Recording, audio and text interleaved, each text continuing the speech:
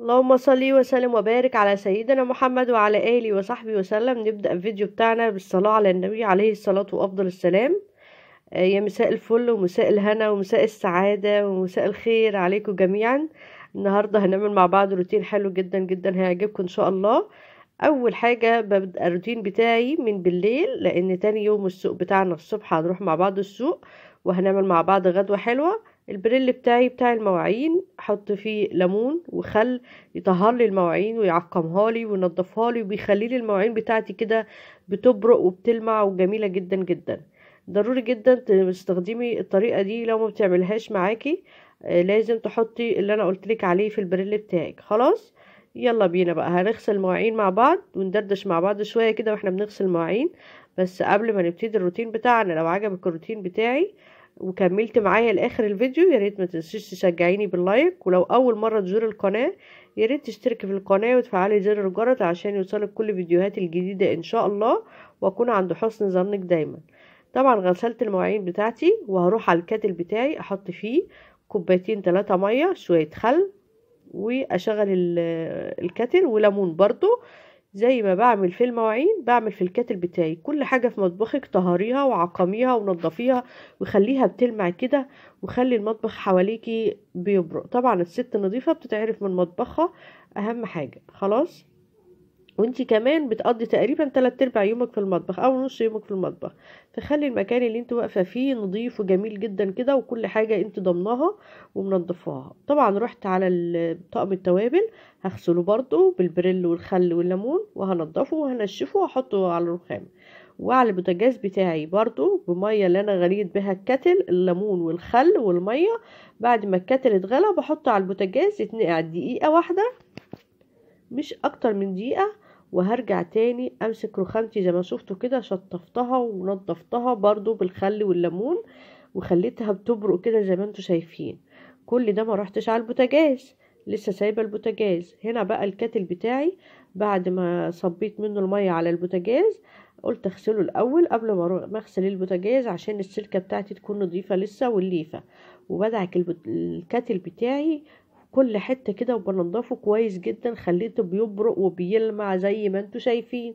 اظن مفيش انضف من كده ولا تعقيم احسن من كده. هنا بقى رحت على البوتاجاز بتاعي، هو اي نعم نضيف مش وسخ قوي، بس انا دايما بستخدم بايدي دايما في البوتاجاز بتاعي. البوتاجاز بتاعي ده بالمناسبة بقاله 14 سنة من فرحي، ما شاء الله عليه، زي الفل، مفيش فيه اي حاجة، ايدي فيه على طول، ما ركبتش فيه فويل غير مرة او مرتين في ال 14 سنة دول. ما حبيتش موضوع الفويل ده على طول عليه خالص. غسلت بوتاجازي ورحت على الارضيه بقى شويه اريال وشويه كلور على ميه، وادعك كده الارضيه بتاعتي خليها بتبرق. اخر حاجه هنا خالص الحوض بتاعي، بعد ما اكون شطبت المطبخ خالص ومش هستخدم الحوض غير في الطبيخ، اروح على الحوض بتاعي ادعكه جامد كده وانضفه كويس جدا. وابقى كده خلاص شطبت مطبخي وروقت بوتاجازي بيلمع ما شاء الله، ونايمه كده رايقه ومزاجي زي الفل. طبعا انا بوريكم المطبخ الصبح لان كنت نايمه مهدود حيلي بصراحه. هنا بقى مطبخي صبحه كده بوريهولكوا جميل قبل ما اروح السوق.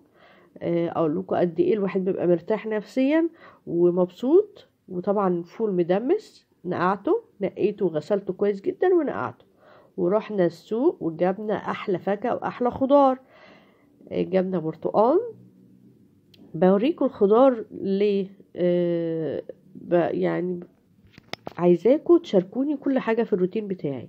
طالما انا بعمل معاكم روتين اوريكم كل اللي بعمله في نفس اليوم، مش كله اللي المفروض تشوفوه. يعني انا طبعا خيار بلدي صغنون كده ورفنع واخضر وبيلمع كده، ما تشترهوش غير بالوصفات دي. وهنا قرنبيطايه بيضه كده مفيش فيها نقطه بني ولا سواد ولا عفن ولا اي حاجه، بيضه مشفيه كده زي ما بيقولوا. الطماطم بتاعتي بجيبها وزنتين، وزنه للسلطه ووزنه للتسبيكه، لاي تسبيكه بعملها خضار او محشي. بنقي الوزنه بتاع السلطه، لا هي جامده قوي ولا هي طريه قوي، وتكون حمرا برضو عشان ما تبقاش ملهاش طعم في السلطه بتاعتي. ادي وزنتين الطماطم. رحت بقى على الموز، جبنا موز كده للولاد عشان بيحبوا الموز جدا طبعا، ما استنوش حتى لما اصور وكلوا من الموز بألف هنا وشفا. وجبنا تفاح كده، طبعا التفاح سعره معروف، ويلا بينا نشوف هنعمل ايه مع بعض. هنعمل احلى غدا بعد ما نستف التلاجة بتاعتنا. بوريكم صورة الغدا بتاعتنا هتعجبكم ان شاء الله. يلا بينا على المقادير.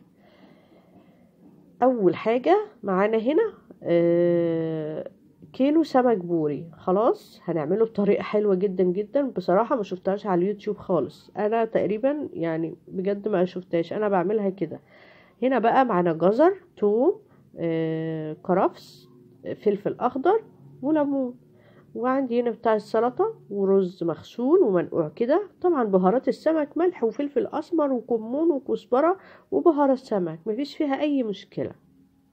هبتدي اول حاجة هفكر فيها الرز بتاعي.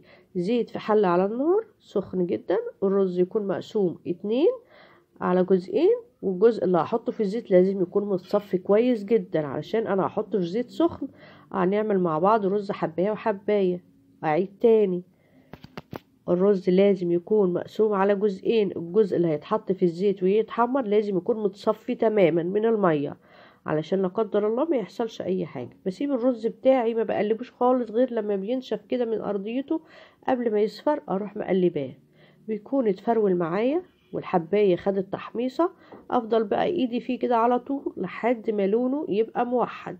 عايزاه لونه احمر بني زي ما بتقولي عليه، بس لونه الحباية تكون زي بعضها. خلاص معلش انا مجرية الفيديو علشان ما تكونش يعني تقيلة عليكم في الفيديوهات، واكون موصله لكم المعلومة فقط لغير مش اكتر. هنا خلاص الرز بتاعي اتحمر كويس جدا زي ما انتوا شايفين، اخد لون واحد. طبعا هبتدي احط بقى الرز بمقدار المية التاني على الرز حباية وحباية بتاعي، واحط الملح بتاعي. طبعا الملح ده زي ما انتي عاوزة، الملح حسب الرغبة، بتحبيه كتير بتحبيه قليل بتحبيه مظبوط، مفيش اي مشكلة زي ما انتي عاوزة. طبعا انا بقلب الرز بتاعي من تحت لفوق كده ضروري طبعا، علشان الرز بتاعي ما يبقاش الابيض من فوق والاحمر من تحت او من الجنب، ما يبقاش شكله حلو.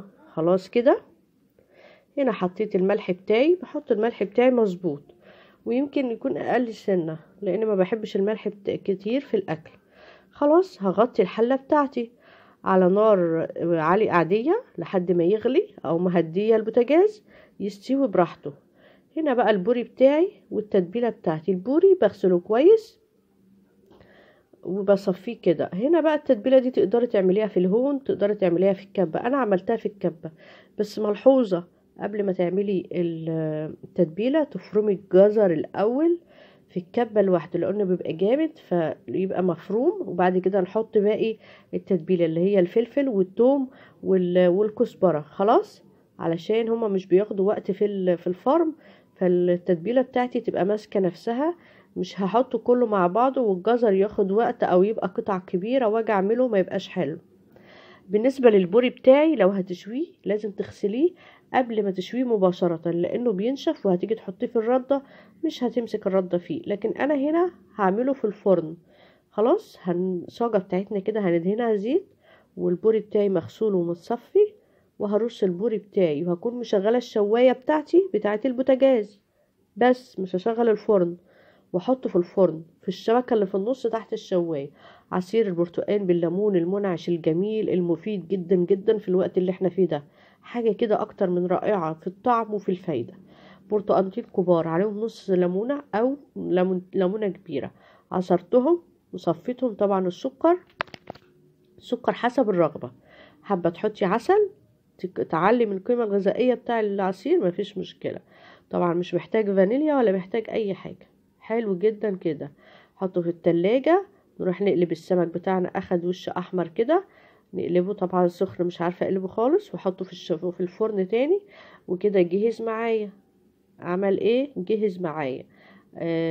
هتلاقيه في الاول كده ناشف، لا ما تخافيش خالص، هيطرى جدا جدا، وهتيجي تقشريه وانت بتاكليه ما تعرفيش تمسكي البوريايه. طبق كبير حطيت فيه كيسة، جزء من التتبيلة اللي انا فرماها على جزء من التتبيلة بتاعت البهارات بتاعتي، وارشها كده في ارضية الكيسة، وارش البوري بتاعي خلف خلاف. شايفين طرى قد ايه قبل ما الفه في الكيس وقبل ما اعمل فيه اي حاجة؟ رصيت كده. هبتدي احط ايه على وش البوري من فوق؟ التتبيلة بتاعتي اللي عصرت عليها ليمون كمان، وانا بفرمها عصر ليمون مش الليمون عشان ما تبقاش التتبيله بتاعتي مرره. بمسح كده جزء البوري بالتتبيله وجزء من التتبيله بتاعت البهارات. مية مية، مفيش احلى ولا قطع من كده. بصي ما خدش وقت خالص في الفرن، وما شوتيش في فرن الغاز، ولا عملتي ردة ولا عملتي اي حاجة. مفيش اسرع ولا اطعم ولا احلى من كده. عصرت عليهم ليمون من فوق كده. لفي الكيس بتاعي تتبيله، تاخد السمك ياخد من التتبيله. طبق السلطه طبعا مفيش احلى من طبق السلطه الخضراء. انا هنا عاملاه بصل بتاع جزر وخيار وطماطم، وحطيت عليه ليمون وخل وملح وفلفل اسمر وكمون. خلاص كده تقدري تضيفي بقى بصلايه متقطعه ناعم كده، وتقدري تضيفي اي نوع انت حباه. انا هنا حطيت البصل في جنب لوحده عشان الولاد مش بيحبوا البصل. بصلايه متقطعه شرايح كده، حطيت عليها ليمونه، عصره ليمونه وشويه خل بس، ولا ميه ولا ملح ولا اي حاجه.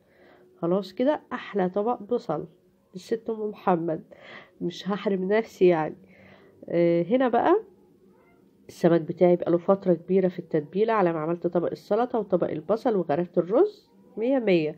قدمته في احلى طبق تقديم كده، وقدمنا الرز بالشكل ده والسلطه والبصل والعصير بتاعنا. النهارده الفيديو والروتين بتاعنا الجميل النشيط تشجيعي لكل حاجه فيه حلوه ان شاء الله برايكم انتوا طبعا. يا رب يكون عجبكم، ويا رب اكون عند حسن ظنكم دايما في رعايه الله وامنه. مع السلامه.